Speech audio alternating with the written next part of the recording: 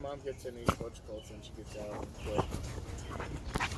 No, I'll make whatever you guys want to eat. I'm not hungry. I'm not gonna eat unless you eat.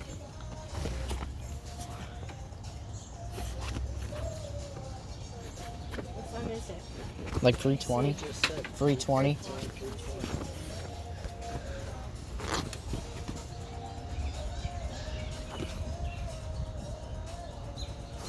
What are you doing, retard? I wouldn't say anything except Anthony. For what? I wouldn't even inquire. It's fudge. Fudge don't give a shit.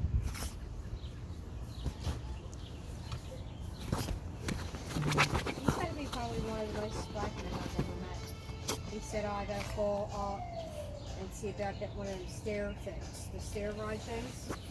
I go, Is for he that what? old? I go, for what? He goes, my grandmom.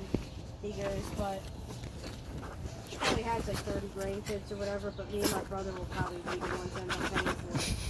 Is he an older man? He's younger than me. Yeah. His, Stop. You're gonna put it. It's gonna scratch. Don't let him do that anymore. his what's the name? It's gonna put a hole in